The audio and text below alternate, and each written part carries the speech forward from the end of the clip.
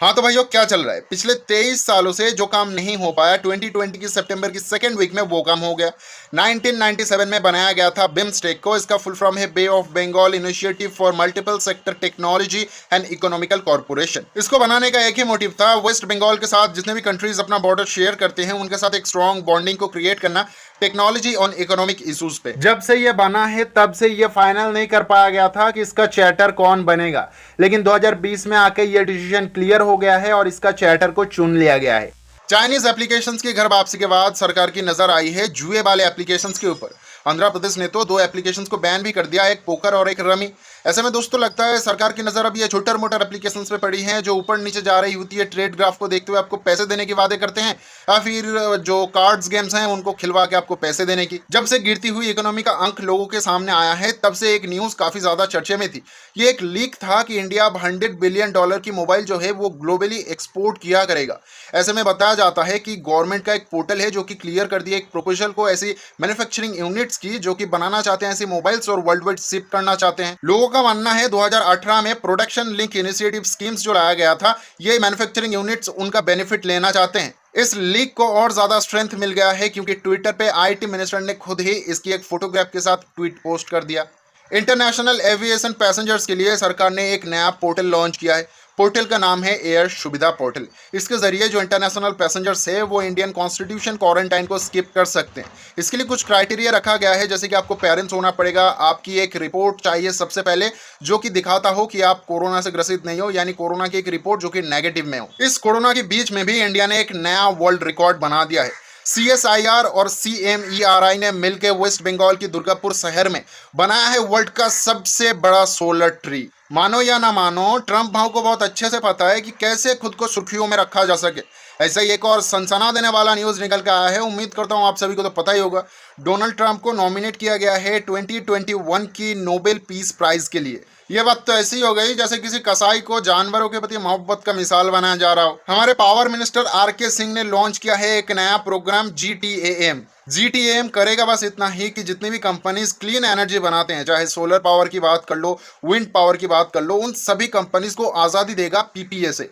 PPA है क्या? PPA है पावर परचेजिंग एग्रीमेंट, जिसके तहत ये कंपनीज लॉन्ग टाइम के लिए फंस जाते हैं और उनको एक महंगा सेटअप लगाना पड़ता है और दूसरी जगह पे निवेश करने लायक पैसा इनके पास बचता नहीं है।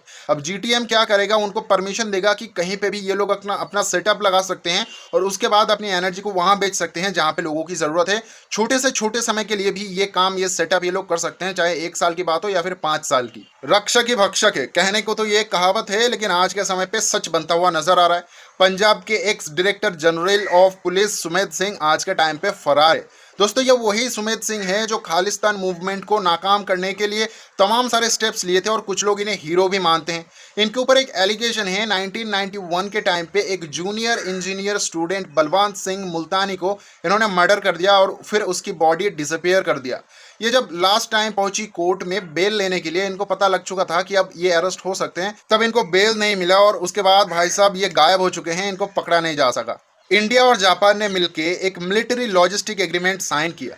इस एग्रीमेंट की वजह से अब इंडियन आर्मी को एक्सेस होगा जापान की तमाम सारे पोर्ट्स की, जहां पे इंडियन ट्रूप्स जा सकते हैं अपने फाइटर जेट्स और सबमरीन्स को लेकर रिफ्यूलिंग के लिए या फिर होल्ड करने के लिए। साउथ वेस्टर्न रेलवे ने लॉन्च कर दिया रोल ऑन रोल सर्विस। अब रोल ऑन रोल सर्विस आज के टाइम पे तो सिर्फ 4 स्टेटों के बीच में चल रहा है, लेकिन आगे ये और ज्यादा बढ़ने वाला है। रोल ऑन रोल है क्या, थोड़े कम शब्दों के साथ मैं आपको समझा के चला जाता हूँ। अब क्या है, कई सारी गाड़ियां हैं जिनको जाना है अलग अलग जगहों पे, लेकिन पहुंचने के लिए जो हाई रोड का वो लोग इस्तेमाल करने वाले हैं वो एक ही है, यानी उनकी डेस्टिनेशन एक पॉइंट तक सेम ही है। इसकी वजह से क्या होता है, हाईवे पे बहुत ज़्यादा गाड़ियों की प्रेशर आ जाता है और ट्रैफिक जाम देखने के लिए हमें मिलता है। तो यहाँ पे एक रेल आएगा जो कि इन गाड़ियों को चढ़ा लेगा खुद के ऊपर और उनकी जो डेस्टिनेशन है वहां तक उनको पहुंचा देगा। इसी चीज़ को हम कहते हैं रोल ऑन रोल सर्विस। इसकी वजह से होगा क्या, जो हाईवे है वहाँ पे ट्रैफिक कम देखने के लिए मिलेगा, एक्सीडेंटल केसेस कम होंगे और हो सकता है कि पॉल्यूशन भी थोड़ा सा कम हो जाए। चाइना में जो उइगर मुस्लिम्स हैं उनके साथ बहुत बुरा बर्ताव किया जाता है, उनके बच्चों को शिक्षा के काबिल नहीं समझा जाता, उनको ठूस ठूस के कैंप्स में भरे जाते हैं, उनको दुनिया से अलग रखने की पूरी कोशिश किया जाता है।